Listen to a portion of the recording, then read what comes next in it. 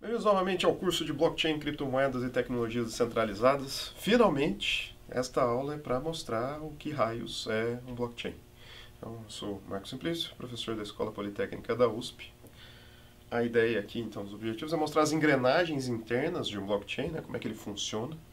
De forma genérica, tá? Não vou me focar em soluções específicas, embora eu vá começar falando do Bitcoin especificamente para ter um cenário, tá? Meu interesse não é ficar falando de Bitcoin, não vou convencer você a comprar ou vender ou nada sobre Bitcoins, é os aspectos técnicos que estão por trás, inclusive do Bitcoin, mas de qualquer solução que usa um blockchain para funcionar. Eu quero mostrar aqui essas engrenagens internas.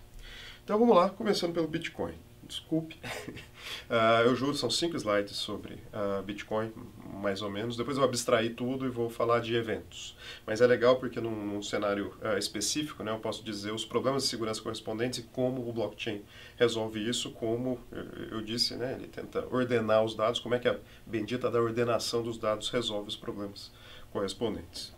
Então vamos lá, para entender o funcionamento, vou falar dele, mas podia ser outras criptomoedas, inclusive Ethereum, Ripple, Algorand, Solana, enfim, tem várias criptomoedas que usam princípios muito similares, tem problemas bastante similares. Na verdade, tem várias aplicações que não são só moedas, tem ativos digitais quaisquer, né, troca de ativos digitais, ativo qualquer coisa, uma conta de um jogo, a posse de uma obra de arte, de uma casa, enfim, seja lá o que for. Então tem problemas similares. Vou falar do Bitcoin agora um pouquinho, peço licença. Primeiro, o que é um Bitcoin? É um livro de contabilidade, né? Também traduzido aí de Ledger. Qual que é a ideia? A ideia é ter ali as anotações de todas as entradas e saídas de dinheiro de usuário. A gente discutiu isso em aula anterior, né? Nesse cenário é importante você conseguir saber o quanto a pessoa tem de saldo, para saber se ela não está te entregando um cheque sem fundos. Então, aquele quadradinho que eu desenhava em aulas anteriores mostrando todas as transações que tinham sido feitas, é isso que o Bitcoin vai armazenar. Né? O tipo de evento que vai ser registrado no Bitcoin são essas transações monetárias entre os diferentes usuários. E aí é importante saber a ordem dessas transações para evitar aquela questão de uma pessoa gastando moeda duas vezes, uma pessoa gastando dinheiro que ela já gastou, né, no saldo. Se você olhar saldos, não moedas específicas. E ele foi construído para permitir transações sem qualquer tipo de intermediário. Né? A ideia é tirar um banco da jogada, né, que pode agir de forma fraudulenta, ou então ele pode impedir você de fazer as suas transações. Né? Ele pode servir como um sensor de alguma transação. A ideia é fazer totalmente descentralizado. Aí tem uma parte, ele foi criado para ser completamente descentralizado, mas hoje em dia boa parte dos usuários não fazem de forma descentralizada, né? Os exchanges. Qual a diferença de uma exchange para um banco? Bom, em princípio tem poucas, porque ela consegue também fazer as transações no lugar do usuário, né? Mentir sobre as transações. Teve casos, há vários casos de fraudes usando exchanges de fachada. E ela pode impedir o seu acesso às suas moedas. Né? Se a única forma de você fazer as transações é através da exchange, você pode ser impedido. Então, assim, nada contra exchanges, nada contra bancos também, mas, assim, o Bitcoin foi construído para não precisar disso. Então, o uso de exchanges ajuda pra caramba, né? Usabilidade e tal. O meu objetivo não é dizer não use exchanges, mas não foi criado para isso o Bitcoin, tá? É uma desvirtuação do conceito original. E previne fraudes, né? Por mais que seja completamente centralizado, sem nenhuma entidade confiável, dá para você ter garantias de que não vai ser gerada moeda do nada, né? Ou uma pessoa vai gastar moeda que ela não tem. Há incentivos para a participação, uma coisa que eu falei que é importante dentro de cenários descentralizados, em particular no caso do Bitcoin, as entidades que mantêm a rede, elas recebem moedas à medida que elas ajudam nessa operação, né, o processo conhecido como mineração, vou mostrar aqui como funciona, e também esses usuários, né, os mineradores que ajudam na manutenção do sistema, eles podem receber as taxas do sistema, né? Assim como você paga a taxa para banco, para exchange, para fazer transações, você pode pagar para os mineradores que de fato estão mantendo a rede. Permite pseudo-anonimato. Por que pseudo-anonimato? Porque não é anonimato de fato, é simplesmente o fato de que não tem uma relação direta entre os identificadores deles na rede e algum identificador pessoal, né? Meu CPF, meu nome. Então, são simplesmente chaves públicas que aparecem no sistema, né? Não tem certificação digital, como foi discutida na parte de fundamentos. Como é que a Alice sabia que a chave do Bob, a chave pública do Bob era do Bob mesmo? Não sabia. Então, introduziu-se no nosso cenário, né, a humanidade introduziu autoridades certificadoras para dizer quem são os donos das chaves públicas. Aqui não tem autoridade certificadora, não é para ter. É para, de fato, as chaves públicas serem as únicas entidades dentro do sistema. Os usuários em si não são vinculados a essas chaves públicas, então você tem um pseudônimo na rede, que é a sua chave pública. Inclusive, você pode ter várias, né? Você pode ter várias chaves públicas, e essas chaves públicas, elas são mais difíceis de ligar a um único usuário. Tá? Tem mecanismos, tem empresas construídas para fazer esse link entre chaves públicas diferentes pertencentes ao mesmo usuário. Tem vários cuidados que precisam ser tomados se você quiser, de fato, manter um anonimato, né? Enfim, não é o forte necessariamente do Bitcoin. O anonimato tem moedas melhores para isso, o Monero e o Zcash, por exemplo. Mas, enfim, ele dá algum grau de anonimato. Essa que é a moral da história aqui. E como funciona, então, essas transações no Bitcoin? Funciona assim. Bom, quando eu quero, mandar uma moeda para um usuário, então, por exemplo, vamos supor que o Zé quer mandar um Bitcoin para o Bruno. Ele precisa dizer de onde vieram essas moedas. Então, o Zé pode pegar aí, ó, tá vendo essas duas transações que eram moedas para mim, 0.4 e 0.6 em valor? Eu estou juntando essas duas e estou assinando digitalmente a transação dizendo, eu estou mandando essas moedas, esse valor aqui total de 1 para o Bruno. Então, ok, dá para verificar que de fato essas transações eram válidas, né, para o Zé anteriormente. E agora eu sei que o Bruno recebeu uma moeda. E, enfim, se o Rafa quiser mandar para o Bruno também uma moeda, maravilha, dá para fazer também. Aí o Rafa está fazendo uma referência à moeda de valor 1 e passando ela diretamente para o Bruno. E o Bob quer mandar para o Diego, sem problema nenhum, o valor de 1.1, ele pega ali moedas 0.3, 0.5, 0.3, a soma dá 1.1, maravilha. Ele está mandando essas três moedas para o Diego. Então as moedas que estavam ali na esquerda, elas foram gastas, né? Elas estavam na posse dos usuários Zé, Rafa e Bob, não estão mais, passaram para o Bruno, para o Diego. Se eu olhar nesse momento o status da rede, eu vou ver que o Bruno tem um saldo de 2 e o Diego tem um saldo de 1.1. E a rede vai crescendo assim, né? À medida que vão entrando transações, vão entrando blocos, vou mostrar como é que funciona já, os saldos vão mudando, né? As pessoas vão passando o dinheiro umas para as outras. Então, no segundo momento, a Nanda vai receber o valor de 2,5 porque o Bruno resolveu pegar os 2 que ele tinha recebido e mandar para a Nanda numa transação. E o Diego resolve também passar uma certa quantia para a Nanda, 0,5, só que ele não tem exatamente 0,5, né? Não tem uma transação para ele que ele recebeu 0,5. Ele tem uma transação que ele recebeu 1,1. Sem problema algum, ele pega 0,5, ele faz uma transação em que ele manda 0,5 para a Nanda e 0.6 ele manda para ele mesmo. Ou para uma outra chave pública dele. Tá? Enfim, aqui eu estou colocando nomes, né? Bruno, Nanda, Rafa, Zé, para facilitar. Tá? Isso aqui são todas chaves públicas. No caso aqui, o Diego poderia ter mandado para si mesmo, para a mesma chave pública, ou para uma outra chave pública, para tentar disfarçar, né? Tá? Não é ele recebendo de volta. Pode ser feito, né? Para aumentar um pouco o grau de anonimato. Então você pode mandar o troco para si. O ponto é, as operações são do tipo, tudo que entra tem que ser consumido. Então, o que entra é igual ao valor que sai. Por isso, quando ele consumiu 1.1, ele tem que mandar 1.1 para alguém. No caso, ele mandou para Nando, uma parte, 0.5, e 0.6 para si mesmo. E aí, enfim, a rede vai evoluindo, as moedas vão sendo gastas, aí, em um segundo momento, a Dani tem um saldo de 2,5, porque recebe os 2 que a Nanda tinha, mais o 0.5 da Nanda, o Diego passa os 0.6 que ele tinha de troco para a Carol, e por aí vai. Então a rede evolui dessa forma, várias transações entrando, né, sendo registradas, e aí dá para saber os saldos dos usuários, dá para saber as moedas que foram gastas e não foram gastas. O minerador, o que ele tem que fazer para manter essa rede, né, a tarefa do minerador nessa rede peer-to-peer é manter, enfim, receber essas transações e colocando elas numa ordem, a gente vai discutir já, verificando se está tudo certo. Né? Então, no início dos tempos, assim que você entra na rede, quero ser um minerador. Legal. Baixa todas as transações do Bitcoin, né, de qualquer blockchain, né, qualquer outra criptomoeda. Verifica se está tudo certo, do início ao fim, ou seja, você baixou, de fato, o ledger correto, da primeira até a última, valida tudo, as assinaturas digitais, os saldos estavam ok, por aí vai.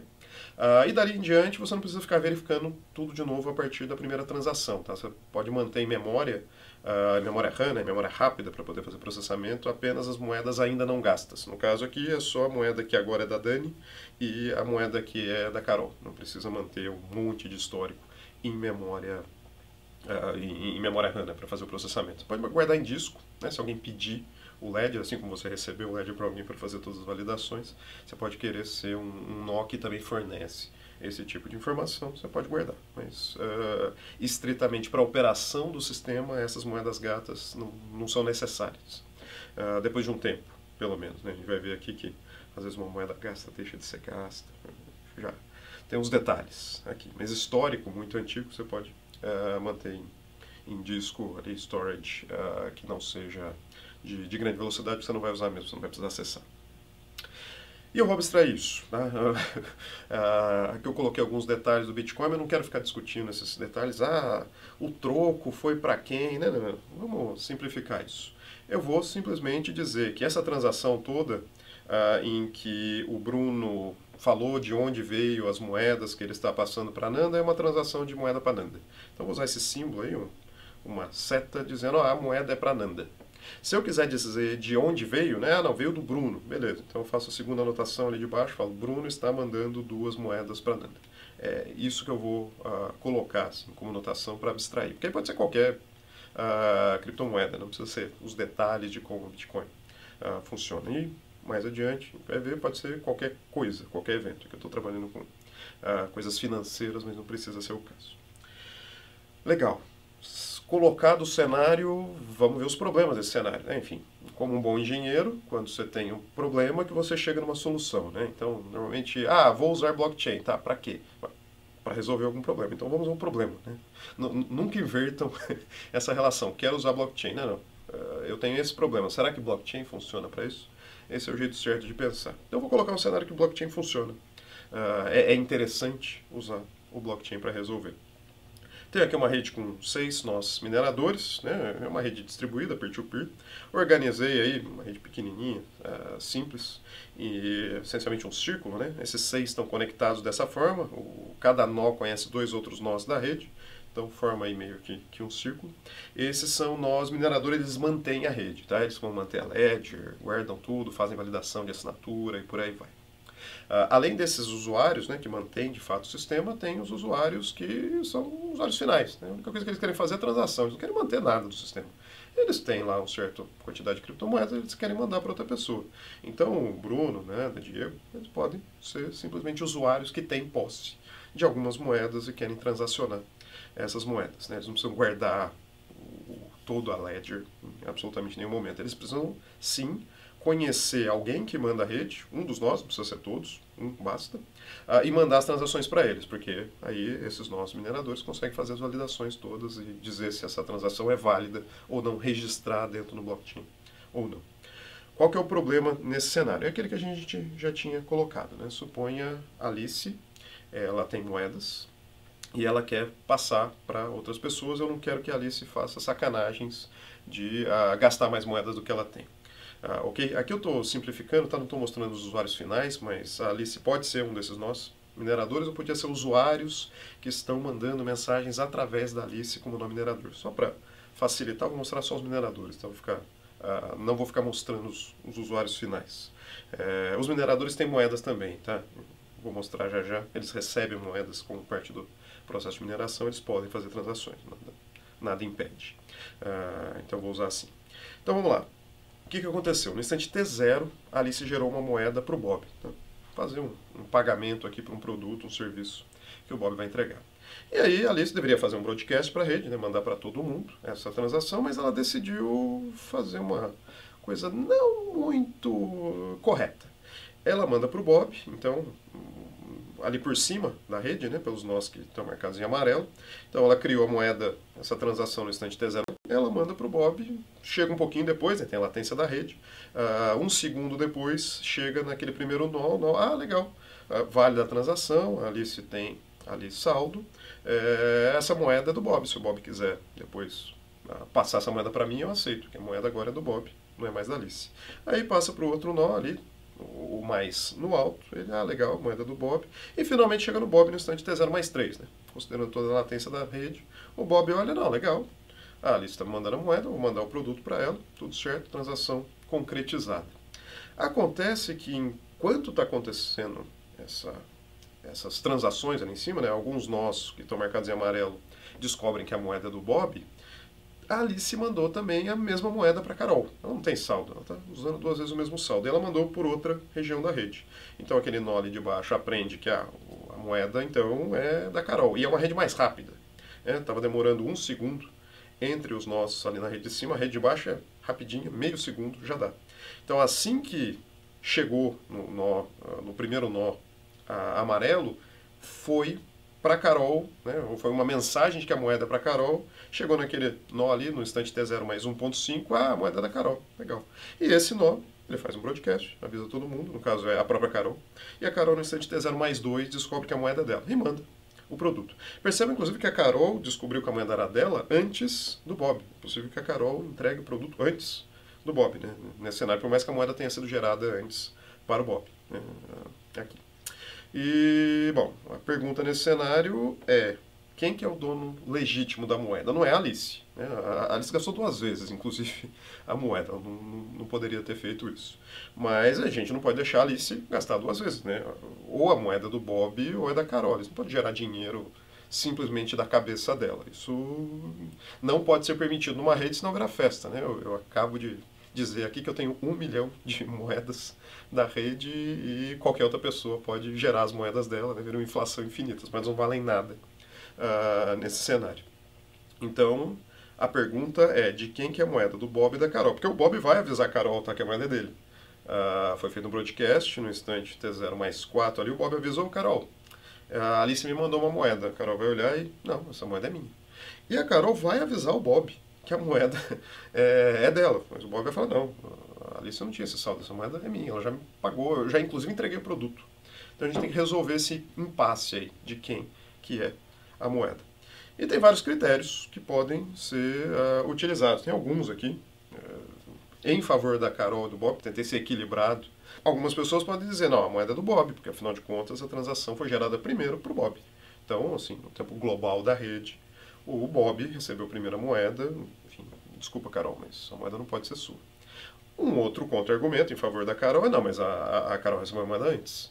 Então, se o Bob tivesse contatado a Carol e perguntado para ela se estava tudo certo com aquela moeda, o Bob ia ter descoberto que a moeda já não tinha, a Alice já não tinha mais esse dinheiro, né? Mandou o produto porque quis. É aquele desenho antigo do Pica-Pau, né? Se o Pica-Pau tivesse comunicado à polícia, isto nunca teria acontecido. Então, Bob, você não falou comigo, a moeda é minha, chegou em mim antes de chegar em você. São 2 argumentos razoáveis. Né? Outro argumento possível, não, mas o Bob tem a maioria da rede, olha só, são 3 nós, contando com o Bob, que acreditam que a moeda é do Bob. São 3 nós amarelos ali. Tanto que se o Bob mandar as moedas para esses nós, eles vão aceitar a moeda como sendo do Bob, não da Carol. E tem só 2 a favor da Carol. Então, pensando em maioria, eu acho que a moeda deveria ser do Bob. Por outro lado, a Carol está mais perto da Alice na rede, né? Por que o Bob não se deu ao trabalho de fazer uma conexão mais rápida com a Alice? Problema dele, eu investi na minha rede aqui, tinha uma rede mais rápida, estou só a 2 nós da Alice, eu descobri antes. Se o Bob tivesse tido esse trabalho, ele conseguiria saber também que a moeda é minha, não teria entregue o produto indevidamente. Então, enfim, são argumentos. Nenhum dos argumentos pode ser utilizado nessa rede, por uma razão muito simples. Nenhum desses nós aqui sabe nenhum desses argumentos que a gente está usando. Eles não sabem o instante que foi gerada a transação. Pode ter até um timestamp em algum lugar, mas quem diz que o timestamp está válido? Ninguém sabe se a Carol recebeu antes ou depois do Bob. A Carol pode alegar que recebeu antes do Bob, mas é verdade? Não sei, não tem uma visão global da rede. O Bob pode falar, não, eu tenho a maioria, mas como é que o Bob sabe todos os nós da rede, se tem maioria ou não? Não dá para ter certeza. E a mesma coisa, a proximidade. Né? Quem garante que essa proximidade é o tempo todo? O Bob pode conectar com a Alice logo na sequência. E não, eu estou a 1 nó da Alice. Né? Quem garante que antes essa distância era 3 mesmo? Então o ponto todo é, todos os argumentos válidos, tá? Perfeitamente válidos, eles só são válidos porque a gente está em God Mode. Aqui a gente está olhando a rede de cima, vendo tudo o que está acontecendo e tomando decisões com base nessas informações globais. Não existe informação global no sistema peer-to-peer. Você tem informação parcial, só aquilo que você vê, né, os nós aqui, só tem informações parciais e eles têm que tomar uma decisão mesmo assim. Então, esse é o problema. Esses argumentos todos têm que ser resolvidos sem God Mode. E é aí que entra uma questão de blockchain. Eu tenho que, de alguma forma, conseguir dizer, com algum grau de justiça, ou não, tá? Eu tenho simplesmente que chegar numa conclusão, todo mundo tem que chegar num consenso de quem que é o novo dono da moeda, usando algum critério que pareça razoável. Justo ou não, aí eu deixo pro pessoal de direito fazer essa discussão. Como é que eu vou fazer isso? Eu não vou assumir que quando chega uma transação para mim, tá ok. Por mais que eu, olhando na minha versão da Ledger, tem lá, o usuário tem saldo, a assinatura tá ok. Não. Vamos com calma, vamos fazer em duas fases. Primeiro vão chegar os dados e depois eu vou validar os dados. Tem aqui, não misturemos as coisas. Então é exatamente isso que a rede vai fazer. Fase número 1. Eu vou verificar enfim, eu vou simplesmente receber eventos. Tá? Então os nós geram eventos, colocam um conjunto ali de transações que chegaram, não estão validadas ainda, é considerado a fazer aqui, uma região da memória onde tem transações ainda não validadas, e é só isso que eu faço nessa primeira fase, só propago os dados. Então vamos lá. A Alice gerou a moeda no instante T0 e ela fala para todo mundo. Aqui eu vou supor que ela está mandando para todo mundo, tá? Que ela não está tentando fazer sacanagem, mas podia ser muito bem um cenário de sacanagem. Só para eu não poluir muito a animação com o problema. Vocês já viram o problema potencial? Deixa eu mostrar num cenário um pouco mais simplificado. Então ela vai avisando todo mundo que ela tem a moeda e uma hora todo mundo vai saber. É um broadcast, uma difusão para absolutamente todos os nós da rede. Uma hora todos os nós da rede vão descobrir isso. Mas a rede é distribuída, né? Não tem coordenação nenhuma. O que pode acontecer é que algumas transações vão ser conhecidas por alguns nós, outras transações não serão, né? Enfim, outras transações serão conhecidas por outros nós. Então, o cenário real, assim, tem mais essa cara. Todo mundo sabe, ok, do amarelo ali, da lista, da transação amarela da Alice, do Noah, aqui nesse caso. Mas, por exemplo, o nó cinza, a transação cinza, só o nó B que conhece. Aquela transação verde, só os nós C e D que conhece. A roxa é o F, o E e o D que conhece. Então, enfim, isso pode acontecer, tá? Não tem sincronismo, não tem por que ter. Enfim, a gente tem que resolver o problema mesmo não havendo o sincronismo completo entre todos os nós. Então, essa é a fase 1, todo mundo recebe. Os dados pode até validar a assinatura e tal, mas não assume que a moeda é de ninguém. Então, esta é a fase 1. Na fase 2, que eu vou começar a fazer validações de fato. Eu vou escolher algumas das transações que eu tenho e vou utilizar essas transações para serem as próximas que vão entrar na rede de fato. E a partir daí, se todo mundo chegar na conclusão que aquelas transações estão ok, eu vou considerá-las como válidas. Elas vão ser os donos das moedas, os donos que estão... As pessoas que estão recebendo essas moedas agora podem transacionar comigo, eu assumo que a moeda é deles. Então, eu sou aqui o nó D, estou patriota hoje, eu vou pegar verde e amarelo, sem referência a absolutamente nada nenhuma coisa política, tá? Verde e amarelo são as cores do Brasil, não de pessoas específicas. Então, o patriota, verde e amarelo, vou verificar o saldo, tudo certo. Essas duas transações não tem nenhum conflito entre elas, né? Não poderia, por exemplo, pegar a transação do Bob e da Carol e colocar elas juntas, porque nesse cenário não teria saldo se eu colocasse essas duas transações em conjunto. Mas, enfim, elas não têm conflito nenhum, beleza, a assinatura está válida, tem saldo. Então, eu acredito que essa deva ser a próxima transação a todo mundo concordar comigo que entra na sequência, né? E eu propago isso, né? Essa é a transação que eu acredito que deva ser a próxima, eu propago para os nós que eu conheço, né? O C e o D. Eles vão fazer a mesma tarefa aqui, eles vão validar as assinaturas, vão validar os saldos, ver que está tudo certo. Se tiver tudo certo, eles inserem no blockchain deles também. Então essa segunda fase é onde entra de fato o blockchain. A primeira é só broadcast de rede. Essa segunda é quando as coisas entram no blockchain após a validação dos dados. Mas como assim? Como assim coloca no blockchain? O que é colocar no blockchain? Você não falou nem o que raios é blockchain. Que história é essa de coloca no blockchain? Então, deixa eu mostrar. Um blockchain nada mais é do que blocos em chains, né? Fácil. São blocos, então o que tem dentro de um bloco? Tem transações, né? Tem eventos de forma genérica, no caso de Bitcoin e outras criptomoedas, são transações entre usuários. Então tem aqui alguns bloquinhos com algumas transações, uma pessoa mandando uma certa quantidade de moedas para as outras. Simplesmente isso. Isso é o bloco. O que é o chain? Existe um encadeamento entre esses diferentes blocos. Como é que é feito esse encadeamento? Via hashes. Cada bloco diz qual o hash do anterior. Então aqui, aquele nó D, estou representando ele como nó azul aqui, ele colocou algumas transações, né? F mandando para B o valor 1, C mandando para B o valor 1, várias transações, e ele diz qual que é o hash do bloco anterior. Ele está dizendo, ó, o previous, né? O bloco prévio, é A170 o hash dele. Aqui eu estou usando hashes pequenininhos, hash é muito maior do que isso, mas só para facilitar. Então é um A170. E eu tiro o hash de tudo isso e digo, o meu hash é ECA1. Então eu tiro o hash do bloco que ele está construindo, assina digitalmente esse bloco, é isso que vai dar para ele moeda, a gente vai discutir já já. E ele fala qual que é o bloco do anterior. Então é aí que está o link, né? Cada bloco diz qual que é o anterior. Então o anterior a esse bloco cujo hash é ECA1, é A170 o hash dele. Aí se você olhar o A170, o anterior a ele é o D05E. Olha, o anterior do D05E vai ter uma FE57. Então é isso, é simplesmente encadeia cada um dos blocos, diz qual que é o anterior, e essa ordem aqui a gente tem que entrar num consenso. Todos os nós têm que concordar com essa ordem. Tem um mecanismo para isso que eu vou discutir já já.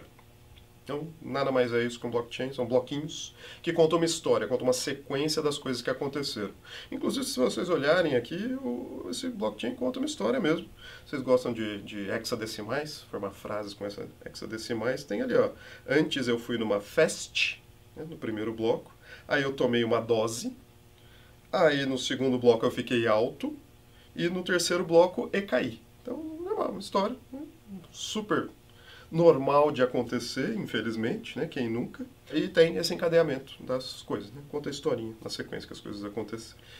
Legal, então, blockchain nada mais é do que isso. Essa estrutura de dados do blockchain, tá? Essa história de encadeamento de blocos.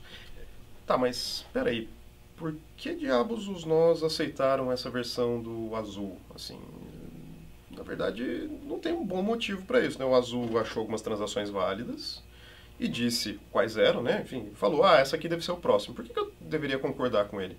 Na verdade, eu provavelmente não vou concordar com ele, porque quem consegue colocar o próximo bloco e todo mundo concorda, leva bitcoins, né? A parte do incentivo do mecanismo Bitcoin é exatamente dar moedas para quem gera blocos, né? Moedas são geradas do nada, como parte da operação do protocolo, tá? Não é a Alice gerando moeda do nada a seu bel prazer. Como parte da operação do protocolo, como incentivo para os nós participarem da rede, né? Fazerem todas essas validações, eles recebem moedas. Então, quando o nó azul chegar e falar, esse aqui deve ser o próximo bloco, vai ter outros nós na rede ali, o verde e o cinza, vão falar, não, como assim, próximo bloco? O próximo bloco não é esse, o próximo bloco é este aqui que eu tenho, que é tão bom quanto o seu, né? Mas sou eu que vou ganhar moedas. Tá tudo validado, saldo, as assinaturas, mas o meu é muito mais bonito, porque eu vou ganhar dinheiro, não você. Então aqui a gente vai chegar num cenário de impasse. Não tem por que os outros nós aceitarem as sugestões dos outros. Né? Para quem gosta de cultura nerd, tem o filme do Piratas do Caribe No Fim do Mundo, é muito parecido com a eleição do Rei Pirata. Né? Quando alguém sugere lá, não, a gente vai precisar do Rei Pirata, todo mundo fala, né, desencana, não dá para fazer essa questão de Rei Pirata. Todo mundo vota em si mesmo e nunca a gente chega em lugar nenhum, nunca a gente consegue, em milhares de anos, conseguimos eleger um Rei Pirata. E aí o Jack Sparrow dá um jeito lá e consegue eleger o Rei Pirata, para não dar spoiler aqui, não vou falar exatamente o que ele faz. Mas aqui não tem Jack Sparrow, né? Não tem essa figura na rede para decidir quem que vai ser o Rei Pirata ou não, que vai dizer qual que é o próximo.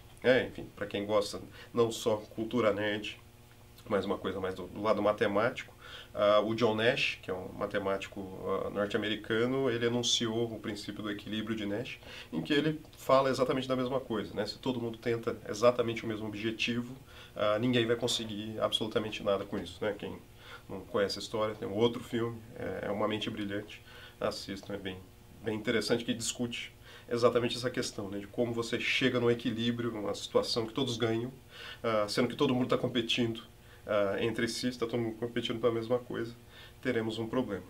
Então eu tenho que resolver isso aqui, né? Senão a rede vai ficar travada no primeiro bloco, né? Ninguém vai aceitar o bloco como sendo o bloco do outro como sendo o próximo bloco na rede, sendo que poderia ser, por que não eu, né? Como sendo a pessoa que vai receber o pagamento. Então, o que os criadores do Bitcoin resolveram, o criador ou os criadores, né, resolveram fazer é o que a humanidade normalmente faz quando querem saber qual que é ou mais alguma coisa. Quem que é o mais rápido? Quem que é a pessoa que nada melhor? Qual que é o time que consegue jogar vôlei melhor? Muito simples, bota todo mundo para competir. Então, criou uma competição chamada Proof of Work.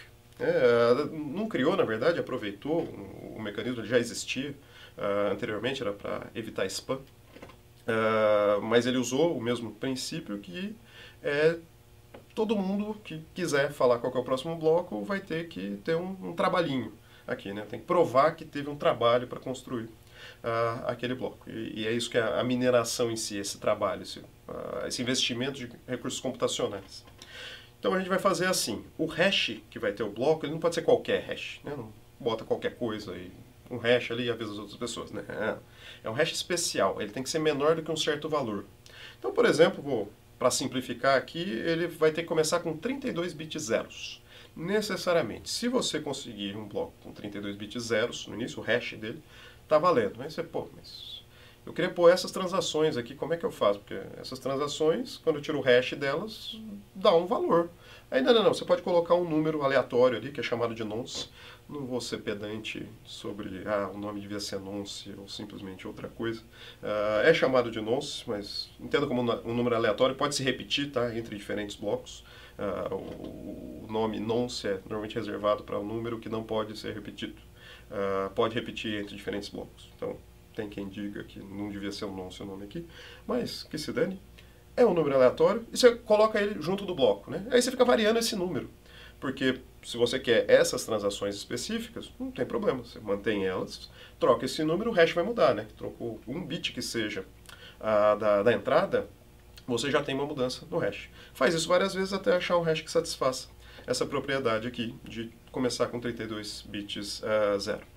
Na prática, tá, esse número aqui que eu pus é arbitrário, a rede ela se autorregula, a gente vai discutir como é a autorregulação, para que o custo computacional de conseguir achar um novo bloco demora aí da ordem de 10 minutos. Né?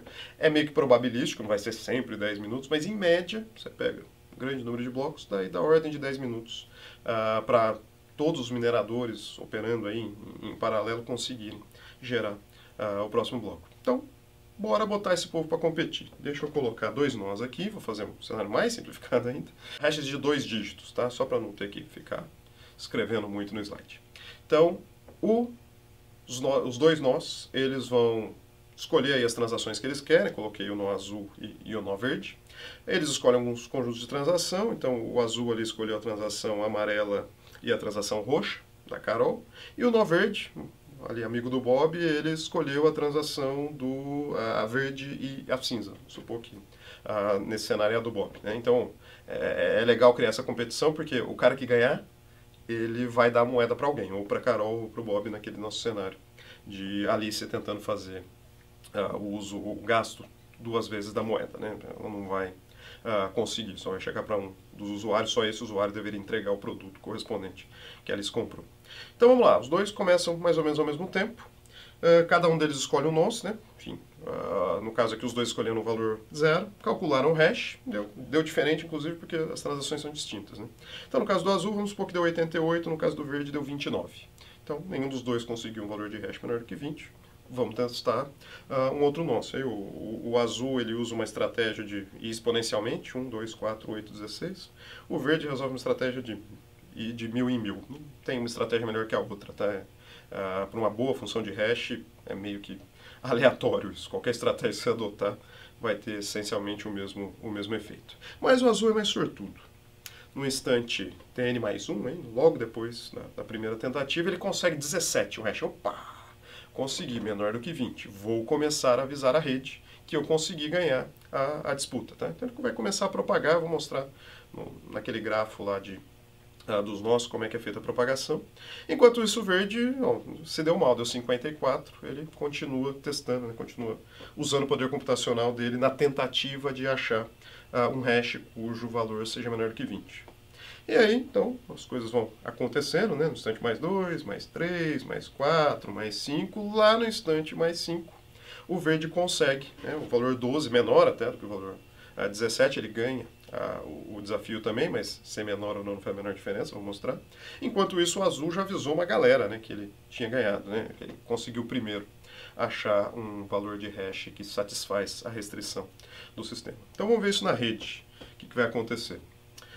Suponha que a rede está em consenso, né, todo mundo concorda com a última ordem das transações, tem, sei lá, 10 blocos até aqui, que seja. Então esse laranja aqui, sei lá, cor de burro quando foge, ele indica o último consenso da rede. E aí o azul e o verde estão tentando colocar seus próximos blocos na rede. O azul consegue no instante Tn mais 1, isso, né? Tn foi o instante do último consenso. No instante Tn mais 1 ele consegue e ele começa a propagar. O verde está trabalhando, né? Todo mundo está trabalhando aqui, no final das contas. Mas o azul propaga, avisa 2 nós, né? Tem o atraso de rede e tal. No instante Tn mais 2, aqueles 2 nós ali ligados diretamente ao azul descobrem que o azul ganhou. E por aí vai, no instante Tn mais 3 chega no verde e no instante Tn mais 4 todo mundo da rede já sabe que o azul conseguiu ganhar.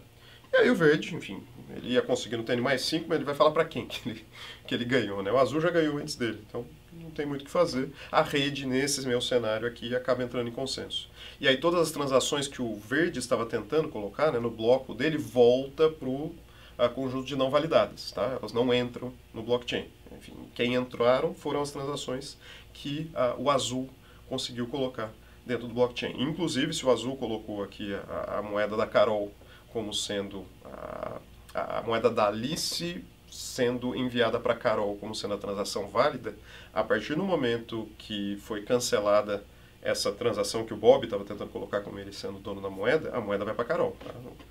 Foi para o não validadas, quando alguém tentar validar, vai ver que a Alice não tinha saldo, então essa moeda nunca mais vai entrar dentro da rede. É assim que se garante que as moedas inválidas vão acabar desaparecendo, né? Elas não entram no blockchain porque elas não vão ter saldo no momento que elas entrariam dentro do blockchain. Enfim, moedas que não tenham nenhum problema do tipo, né? Não tenham conflito com outras moedas, não teve um caso de gasto duplo, elas voltam para o pool de não validados e elas podem eventualmente entrar de novo no bloco no futuro. Tá? Então, em um cenário normal, né, sem nenhum tipo de falcatrua, não existe um grande problema, exceto atraso, né, vai demorar pelo menos mais 10 minutos para as transações que não foram escolhidas ali pelo azul entrarem. Então, demora um pouco, né, exceto por atraso de rede, você não vai perder aquela transação, ela ainda vai ser validada. Legal, mas aqui eu estou sendo otimista, né?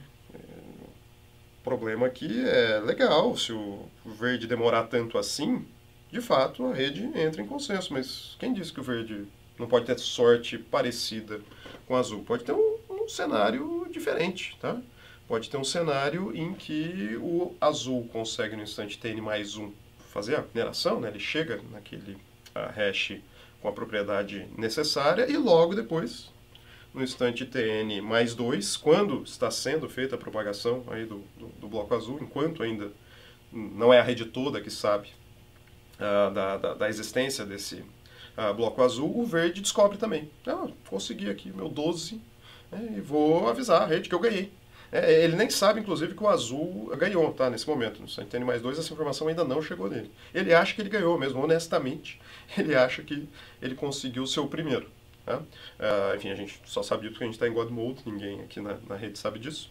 Então, o que vai acontecer? O verde começa a propagar.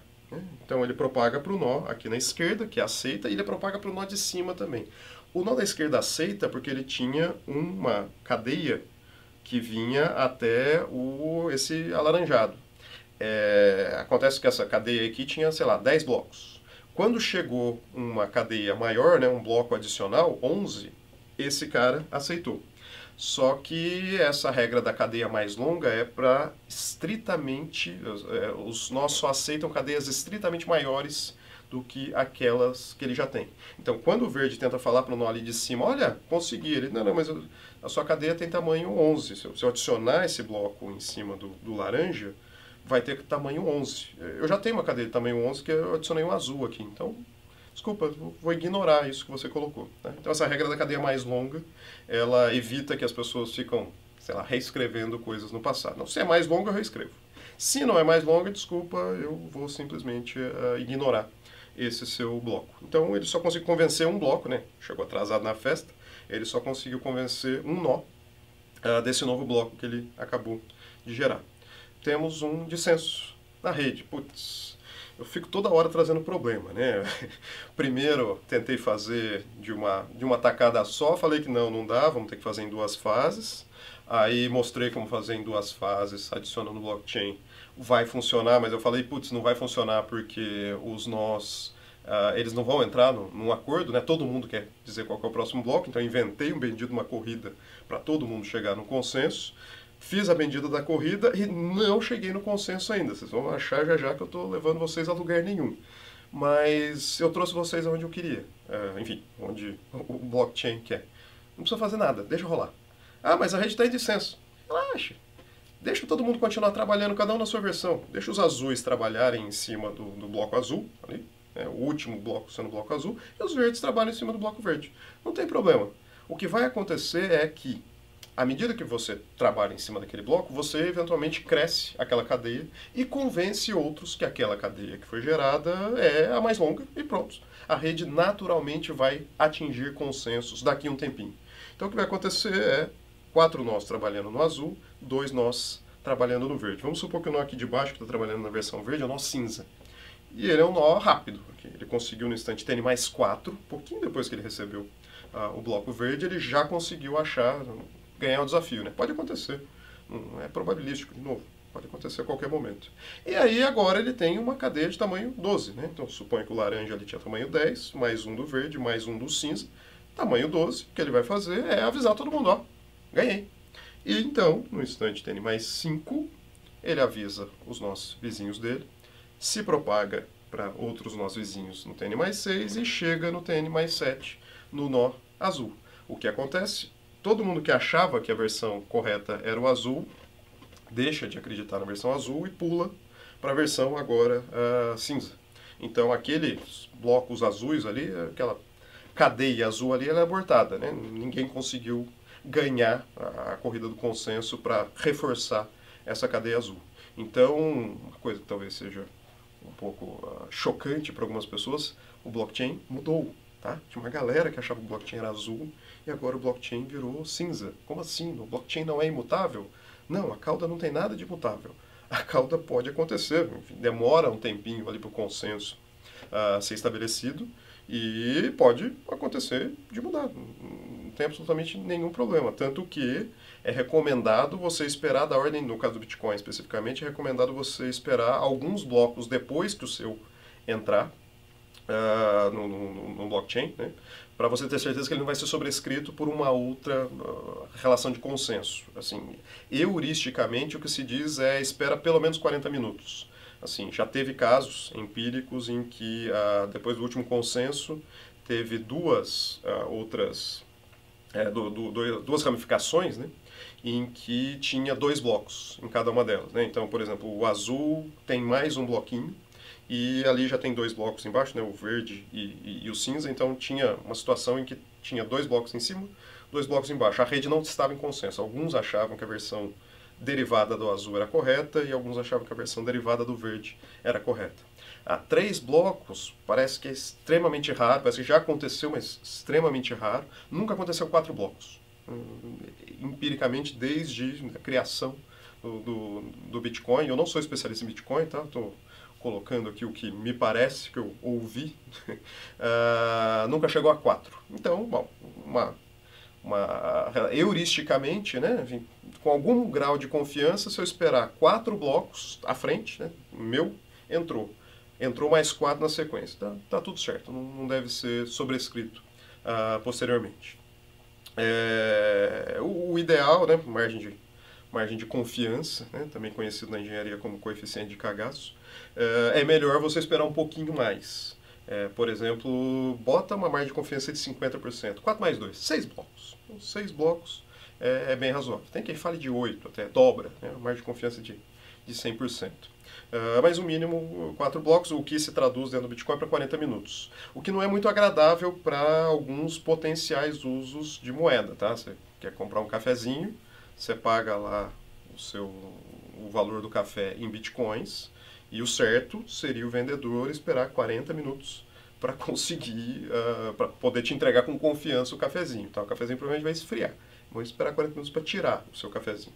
Se você está com pressa, é melhor não pagar com Bitcoin, porque vai demorar um pouquinho. Hoje em dia tem redes, digamos, paralelas ao blockchain do Bitcoin, né?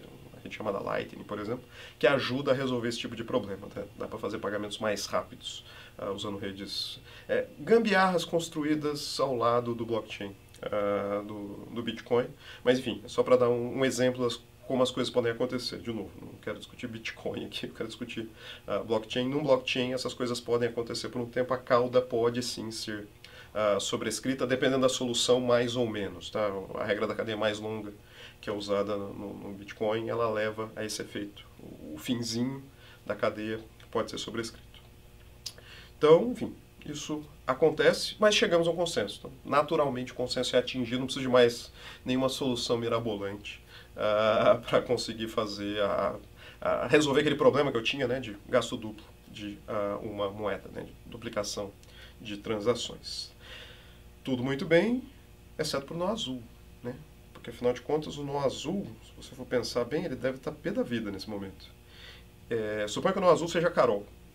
A Carol, ela tinha conseguido colocar um bloco, ela tinha convencido 4 nós na rede de que a moeda era dela. Tá? Tinha só 2 nós que estavam acreditando no Bob.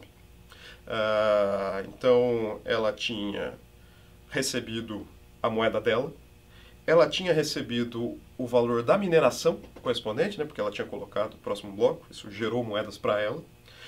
Ela tinha recebido as taxas, que podiam estar embutidas em cada uma dessas transações, vou dar um pouco mais de detalhes mais adiante. E vem esse cinzento filho da mãe. You shall not pass!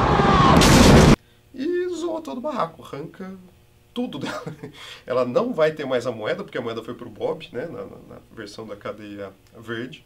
Ela perdeu o dinheiro da mineração, que foi para o cinza, né, enfim, foi para o verde e para o cinza. Né, o dinheiro da mineração, que seria do azul, na verdade foi para o verde. Né, o cinza conseguiu o dinheiro da mineração posterior. Ela perdeu as taxas. Ela quer mandar esse cinzento aqui para o espaço. Né, então ela pode tentar. Ela pode, não, me recuso. Não vou aceitar este resultado. Houve fraude. Eu vou resolver isso aqui na mão. Eu vou gerar um monte de bloco, né? A regra da cadeia mais longa. Legal. Eu vou pegar e vou crescer minha cadeia. Vocês estão acreditando no cinza? Não, a versão azul é muito melhor, é azul. Então, ela, no instante de ter N mais 9, em sua revolta, ela resolve criar 4 blocos na sequência. Enfim, 3 blocos depois daquele que ela tinha conseguido convencer alguns nós. Então, no instante N mais 9, 3 blocos ela enfia na rede. Se ela conseguir fazer isso, né, no instante N mais 9, ela vai conseguir convencer todo mundo dessa relação e vai abortar a cadeia que era cinza. Né? Se propaga isso, 14 maior do que 12, todo mundo vai aceitar o azul. Maravilha, ela acabou de resolver o problema dela na rede, jogou o problema para terceiros. Acontece que não é tão simples assim, não é vou gerar 3 blocos em cima do meu bloco anterior.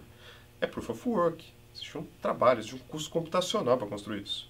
E a rede toda estava trabalhando na versão cinza, só a Carol, inconformada, estava trabalhando na versão azul. Então, ao fazer isso, ela tem que ter mais poder computacional do que o resto da rede toda, para ela conseguir colocar esse bendito desse bloco, esses conjuntos de blocos, né, gerar essa quantidade de blocos sozinha, enquanto a rede está tentando gerar blocos em cima do cinza. Então, na prática, isso aqui é o que é chamado de ataque dos 51%. Né? Você precisa ter mais poder computacional do que o resto da rede toda para você conseguir fazer algo assim, né? Sobrescrever muitos blocos depois de um consenso, né? Enfim, reverter a situação depois que a rede entrou em consenso, praticamente todo mundo entrou em consenso. Na prática, o ataque de 51% é meio que uma heurística, ele foi proposto originalmente. Tem estratégias, que não é exatamente essa que eu coloquei aqui, que deixa você fazer mais rápido, mais rápido não, com menos poder computacional, você não precisa de 50% do poder da rede. Tem ataques documentados, chama mineração egoísta, que você consegue, com cerca de 30% do poder da rede, fazer a mesma coisa, subverter esse mecanismo de consenso do Bitcoin. Só que ninguém faz, por uma razão muito simples. Os nós que estão na rede, se eles fizerem isso, vou sobrescrever as últimas 100 transações porque eu tenho poder computacional suficiente. Instantaneamente o preço do Bitcoin vai para zero. Porque como assim? Que raio de moeda é essa que há 10 dias atrás eu recebi e agora do nada elas desapareceram porque resolveram fazer um outro consenso? Mas não vale nada. Não funciona como valor financeiro. E quem perderia mais são os mineradores, né? São eles que ganham moedas fazendo toda a manutenção do sistema. Então, por mais que seja possível, teoricamente possível, e na prática já aconteceram situações em que daria para fazer isso, né? Alguns nós com poder computacional dava para ver, né? Estatisticamente, que alguns nós tinham mais poder computacional do que o resto da rede. Na prática não é feito, né? Não tem nenhum histórico de que alguém tenha sobrescrito uma grande quantidade de blocos, porque os usuários têm interesse na rede, né? Então, em manter, né, essa rede funcionando corretamente. Nada impede alguém, no futuro, um anarquista mais anarquista, de tentar entrar na rede e fazer isso. Mas, em princípio, não é algo esperado de acontecer, em particular, porque o anarquista tem que ser anarquista e não gostar de dinheiro, né? Não gostar do Bitcoin em particular, ou qualquer que seja a rede, se tiver esse tipo de mecanismo de subversão, porque ele vai simplesmente desfazer um monte de transações, pessoas que tinham confiança que o dinheiro era delas deixam de ter. Isso não é muito agradável para uma solução voltada à troca de ativos financeiros ou outros, né? Enfim, você troca os donos de absolutamente todos os dados, isso não é legal de utilizar uma rede assim. Então, enfim, esse que é o tal do ataque dos 51% que normalmente aparece na literatura. Para concluir esse pedaço, enfim, isso aqui é blockchain, eu quero fazer só algumas considerações importantes antes de passar para aplicações, alternativas e coisas do gênero, sobre blockchain. Que tipo de evento você pode registrar? O que você quiser. Se eu quiser registrar que eu sou presidente dos Estados Unidos no blockchain, eu posso. Mas como assim? Você não é o presidente dos Estados Unidos. Não sou, mas blockchain não verifica esse tipo de coisa. Assim. Eu posso colocar lá como metadado, sou o presidente dos Estados Unidos. Então, por que não? Então, esse é um ponto importante. Tá? A validação dos eventos em si é papel da camada de aplicação. Se o blockchain tiver aí uma verificação de quem são os presidentes de verdade, ela vai ver que eu estou mentindo. Né? A minha chave pública que eu estou assinando, eu sou o presidente, não é a chave que diz que, de fato, eu sou o presidente. Então, o blockchain ele não valida o evento. Por isso, você pode colocar o que você bem entender. É muito parecido com a autoridade de carimbo de tempo, lembra? Eu falei que a autoridade de carimbo de tempo ela recebe um hash, ela nem sabe o que raio é aquele hash. Ela só fala, nesse instante de tempo entrou alguém me passou esse hash aqui, foi nesse instante de tempo assinado a autoridade de carimbo de tempo. É isso que faz o blockchain. A solução construída em cima do blockchain que tem que definir como raios vai ser feita a validação. O Bitcoin, construído em cima de um blockchain, ele diz que não, as validações que têm que ser feitas saldo e assinaturas digitais correspondentes. Normalmente, assim, soluções envolvendo troca de ativos, né, entre os usuários vão ter esse tipo de verificação em si, assinatura digital do dono antigo passando a posse para o dono novo e uma verificação na rede como um todo, se o dono antigo era o dono mesmo, né, para não ter alguém tentando roubar ativo de outros. Outros cenários pode ser complexo, às vezes até inviável. Boa parte das soluções que o pessoal quer usar blockchain não faz sentido, é exatamente porque eles acham que o blockchain está validando alguma coisa. Então, não cometa esse erro. O blockchain não valida nada, o que você construir em cima que tem que fazer a validação exata. Né? E se você não conseguir validar, se não conseguir pensar num jeito de validar, provavelmente blockchain não é a solução que você está buscando. Né? Blockchain não é uma máquina da verdade. Você escreve no blockchain não vira verdade automaticamente. Não é assim que funciona. Sobre incentivos, então, já falei aqui dos incentivos do Bitcoin, pode ter incentivos outros em redes outras. Dar moedas não é nada incomum, ou entregar algum tipo de ativo. Vamos falar de algumas soluções mais adiante quais são os incentivos dos usuários, estudos de casos reais, né? Quais são os incentivos de quem contribui com a rede. No caso do Bitcoin, é simplesmente a remuneração da rede, né? São geradas moedas e as taxas para o minerador. Aqui tem só um exemplo para ilustrar isso. Suponha que A tem um saldo de 10, e ele vai fazer uma transferência para o B, e tem um minerador aqui, né? Entre vários, que o que ele vai fazer é entregar, enfim, vai inserir o bloco na rede. Então ele pegou aí a transação, uma delas é A mandando 10 para o B. O que vai acontecer nesse caso é que o A, então, vai para saldo 0 e o B vai para saldo 10, e são geradas duas moedas, né? Pelo fato de ter sido criado esse bloco, o minerador recebe 2. Então perceba que o saldo da rede aumentou, né? Tinha 10 no início, 10 mais 0 mais 0, agora tem 10 mais 0 mais 10 mais 2. Então esse é um cenário de mineração, foram geradas duas moedas aqui. Os números são completamente arbitrários, tá?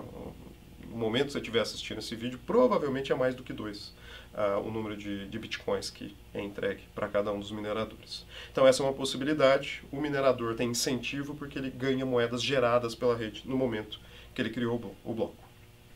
A segunda possibilidade é com taxas. Então, bom, quando o A vai fazer uma transferência para o B, ele tem 10 moedas, ele pode ali, B, eu vou entregar 9 para você, né? Tomara que esse seja o preço do seu produto, eu vou dar 1 como taxa para o minerador. Então, nesse cenário, o que o minerador recebe são as moedas geradas pela rede, mais 1, que é a taxa correspondente. Essa taxa é taxa ao minerador, tá? Quem minerar leva a taxa. Ele não fala, o minerador blá. Não, ele simplesmente diz, quem conseguir minerar isso aqui, dando incentivo para todos, né, para a transação dele entrar mais rápido, né. No blockchain, afinal de contas, o minerador escolhe quais transações ele quer colocar no bloco.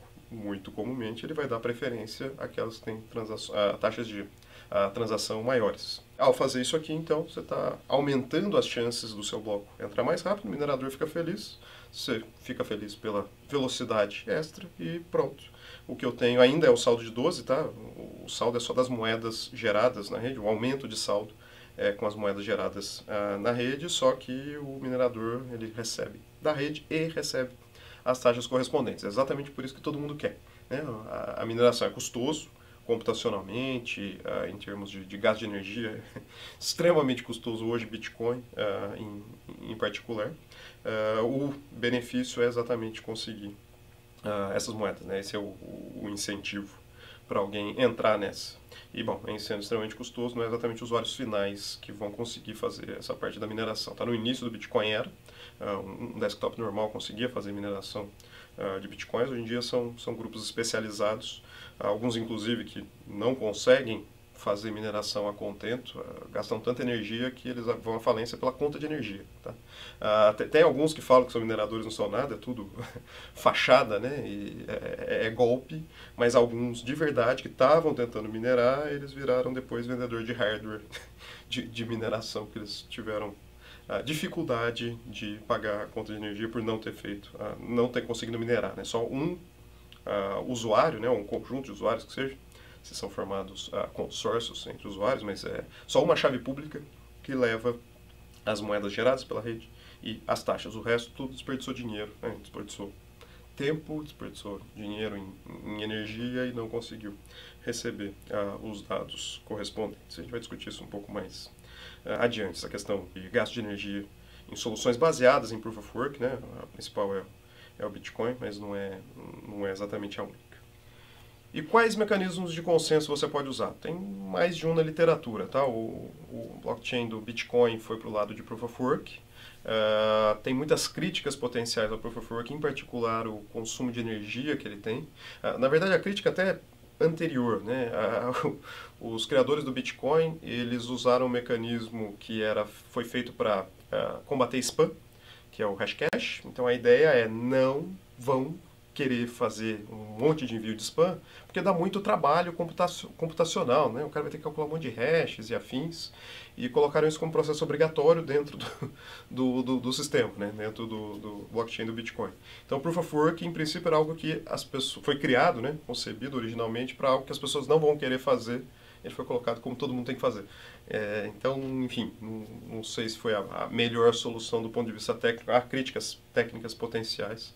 Não estou criticando o Bitcoin per se, é uma solução muito interessante para muita coisa, mas tem dúvidas deste ponto específico do Bitcoin. Tanto que algumas moedas que foram criadas com Proof of Work como o mecanismo de consenso original, como é o caso do Ethereum, migraram para Proof of Stake, outros mecanismos de consenso mais baratos, pelo menos computacionalmente. Honestamente, assim, no cenário do Bitcoin, foi planejado o Bitcoin, ninguém conhece a rede toda, todos os nós são anônimos, podem entrar e sair a qualquer momento, são completamente não confiáveis, está todo mundo tentando fazer sacanagem na rede, mesmo que se prejudique, não liga, tudo um bando de louco aqui. Se isso acontecer, o sistema do Proof of Work é um dos que melhor funciona. Assim, ele não depende de nada, ele depende só do quanto de poder computacional você tem. Outras soluções, elas acabam tendo algum grau de simplificação, não sei se simplificação, mas algumas premissas um pouco diferentes, que os usuários são racionais, por exemplo. Ou então que todos os nós da rede são conhecidos, eles podem ser punidos, não tem anonimato. Se você fizer um gasto duplo, você vai ser punido na rede, você vai perder moedas, você vai ser processado no mundo real. Então esse tipo de coisa facilita muito mecanismos de proof of que vieram depois, né? Enfim, mecanismos de consenso que normalmente hoje são conhecidos como proof of alguma coisa, né? São normalmente nomeados proof of alguma coisa. Não são todos também, né? Tem o consensus, por exemplo, que é baseado em votação, mas são vários mecanismos que foram criados depois, em parte para resolver esse problema de gasto de energia exagerado do Bitcoin. Então, como solução de pagamentos, o Bitcoin muito possivelmente não é a melhor delas, em particular por conta desse gasto energético todo, né, do sistema, e o tempo que demora, né? Foi projetado 10 minutos entre cada um dos blocos. Isso significa que o pagamento de alguma coisa de valor pequeno, por exemplo, poderia demorar. De novo, tem soluções de engenharia que foram construídas em cima do Bitcoin para deixar ele compatível com transações mais rápidas. Tá? Não é uma crítica direta. O Bitcoin não usem o Bitcoin para pagamento. Não estou dizendo isso. Mas a solução original teve que ser remendada para você conseguir fazer pagamentos de uma forma um pouco mais efetiva. Então isso é o que eu tinha sobre consenso, e aqui eu tenho um resumo. Tá? O que é um blockchain, então? Primeiro, guardem esse mantra, é uma autoridade de carimbo de tempo descentralizada, mas vamos destrinchar um pouquinho. Do ponto de vista funcional, ele serve para ordenação de eventos, como o MACT, que não necessariamente correspondem aos eventos do mundo real. Tá? Ele coloca uma ordem, todo mundo concorda com essa ordem. Se é a ordem real ou não. Se a sua solução precisa da ordem real, você pode ter problemas aqui com esse tipo de mecanismo de ordenação. Algumas soluções usam até uma informação extra do mundo real, né? O instante de tempo que isso aconteceu no mundo real. Mas lembre-se, isso aqui foi feito para sistemas que não confiam uns nos outros. Se eu posso confiar no timestamp, então eu provavelmente nem preciso de blockchain, né? Os usuários são confiáveis, porque eu preciso de uma estrutura toda que tenta resolver exatamente o problema de confiança entre os diferentes usuários, né? Todo mundo tem que chegar num consenso. Então, enfim, serve para isso, para ordenação de eventos, por mais que você não consiga confiar nos instantes de tempo informados nesses eventos. Aí requer consenso entre as partes, né? Todo mundo tem que concordar com aquele conjunto de dados, com aquela ordem do conjunto de dados, tá? É importante concordar com a ordem do conjunto de dados. As validações não são tarefa do blockchain, sim da camada que é construída em cima do blockchain, e uma vez todo mundo concordado, a solução funciona. Enfim, resolve os problemas eventuais que houver. No caso de transação de ativos, né? Impede que uma moeda seja transformada em duas, simplesmente que a primeira que entrar é a que vale. E do ponto de vista estrutural, ele combina dois grandes mecanismos, eu vou mostrar isso em desenho. São blocos encadeados, usando o mecanismo criptográfico, no caso o hash, e mecanismos de replicação dos dados, né? Os mineradores têm a mesma visão do sistema, né? Do conjunto de dados como um todo, e consenso para que, enfim, todas as cópias sejam iguais, né? Todo mundo tem todos os dados, todo mundo concorda com a ordem por meio de um mecanismo de consenso. Então, se eu for desenhar, tem essa cara aqui, tá? O blockchain é tudo que está abaixo da aplicação, tá? O cinza ali não é blockchain. A aplicação é construída em cima desses blocos. Então, a base de um blockchain é mecanismos criptográficos, hashes, assinatura digital. Foi por isso que eu comecei esse curso colocando esses mecanismos em evidência, né? A criptografia que está em evidência. Em cima disso, se constroem blocos encadeados. Um bloco fala qual que é o hash do anterior. Tem assinaturas digitais dos blocos, para dizer quem que foi, né, que gerou aquele bloco. Assinaturas digitais dos dados que entram, normalmente, pelo menos, as aplicações costumam fazer isso. Em cima disso, você faz uma camada de replicação. Legal, esses blocos aí, vou botar para todo mundo, né? Eu replico 100%, todos os nossos mineradores têm uma cópia. Se um deles sair do ar, não tem problema. Eu tenho ainda cópias idênticas em vários outros lugares. E um consenso distribuído, um mecanismo de consenso distribuído, para garantir que essas cópias são idênticas de fato. Assim, no momento que elas entram, elas são idênticas para todo mundo, exceto por algumas variações ali na cauda, de novo, aquela questão do dissenso eventual, ali no finzinho da cadeia de blocos. Algumas soluções nem tem isso, tá? Uma vez que entra, é definitivo de fato. Não é o caso do Bitcoin por causa da questão da cadeia mais longa. Se entra uma cadeia mais longa, você sobrescreve a cadeia anterior. Isso gera uma visão uniforme da rede. E em cima disso, você coloca a camada de aplicação, seja lá o que for o problema que você queira resolver, incluindo, importantíssimo, a camada de validação. Os dois mais custosos, os mecanismos mais custosos aqui são armazenamento com replicação, né, custoso em termos de memória, né, de disco, e o consenso distribuído, que você tem que trocar mensagens entre os vários usuários. O consenso é difícil. É muito complicado chegar em um consenso em qualquer ambiente humano, né? Vamos ter que concordar sobre alguma coisa qualquer. Não vou fazer inferências aqui, mas, enfim... vou fazer assim. Palmeiras tem mundial ou não tem mundial? Não tem um consenso sobre isso. Então, é o tipo de coisa que dá briga. E, no final das contas, os mecanismos para tentar chegar num consenso são custosos, necessariamente. Então, por isso que eu pus ali uma cenourinha. É necessário um incentivo, em geral, para as pessoas se darem ao trabalho de participar desse armazenamento distribuído e desse consenso, do mecanismo de consenso que está por baixo. Algumas aplicações talvez não precisem de tudo isso, tá? Tanto que o MIT, a definição do MIT que está aqui, ela inclui somente as duas camadas de baixo, tá? Ela enxerga um blockchain, enfim, para poder chamar de blockchain, ela considera só os blocos encadeados com mecanismos criptográficos que garantam a integridade dos dados, a irretratabilidade dos dados. Isso é uma possível visão de um blockchain. Não é a minha visão necessariamente, eu uso a definição do MIT. Eu normalmente chamo isso para diferenciar, deixar clara a diferença de log transparente. Você tem todo o encadeamento dos dados de forma que, se eu tentar mudar alguma coisa no passado, não vai bater com os dados que estão no futuro. Se eu acompanho a cauda, eu sei qual que é o hash em um certo ponto. Todos os dados do passado eu consigo verificar se alguém tentar me entregar um dado que não estava nesse registro. Por isso, é um log, né, um registro de coisas no tempo, e transparente porque não dá para mudar. Tentativas de mudar vão necessariamente ser detetáveis. E é engraçado porque essa definição inclui Merkle Tree. Tá? Uma Merkle Tree não é linear, mas todos os blocos estão encadeados entre si. Então, enfim, essa definição aqui significa que Merkle Tree é um blockchain. Então, não vou entrar na briga. Mas uma coisa que eu entro na briga, com toda certeza, é isto aqui.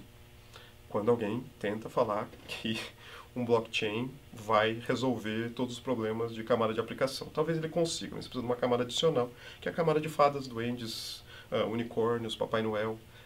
O blockchain não vai resolver a validação dos dados. Você, como projetista de uma solução com blockchain, tem que dizer como raios os dados são validados. Se você não conseguir fazer isso, você não vai conseguir usar o blockchain para alguma coisa útil. Tá? Os dados que entram ali podem ser verdadeiros ou não. Se você está contando com blockchain para fazer mágica, ele não consegue fazer. Tá? Enfim. E essa é a parte complicada, e isso tem muito a ver com sem o hype. Minha experiência pessoal, até o momento que esse vídeo foi gravado. Cerca de 10% das soluções que eu vejo que o pessoal está tentando usar blockchain, 10% faz todo sentido. Tudo isso aqui, tá? Todos os blocos, criptografia, blocos encadeados, armazenamento, consenso distribuído. Cerca de 50% deles, a assinatura digital provavelmente já resolveria todos os problemas correspondentes. Assim, não precisa de mais. Né? Os problemas que foram colocados na mesa, a assinatura digital resolveria. O cara pode falar que no passado ele não fez aquilo. Pega documento assinado por ele, ele não pode dizer não fui eu, princípio de irretratabilidade. Alguém pode tentar alterar o dado, não consegue, tem uma assinatura digital, você não consegue mudar o dado sem invalidar a assinatura correspondente. Então, enfim, 50% da assinatura digital já resolve. 20 a 30% o pessoal quer ainda distribuir os dados. Não, mas não quero ficar num lugar só, quero deixar algo distribuído. Então, são vários usuários no sistema, então você precisa de alguma coisa parecida com o sistema de arquivo distribuído. E é legal que esses dois, tá? Então, essa região aí de 50% e 20 a 30%, o log transparente costuma ajudar, tá? A assinatura digital basta, mas o log transparente ajuda a trazer transparência, verificabilidade do sistema.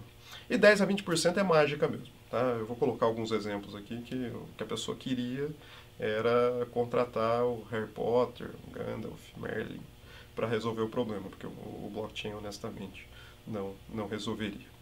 Então, é essencialmente isso que eu tinha, aula longa, bastante coisa, mas é o cerne do blockchain. Não tinha muito para onde fugir. Eu espero que tenham gostado, aprendido alguma coisa e nos vemos na próxima aula.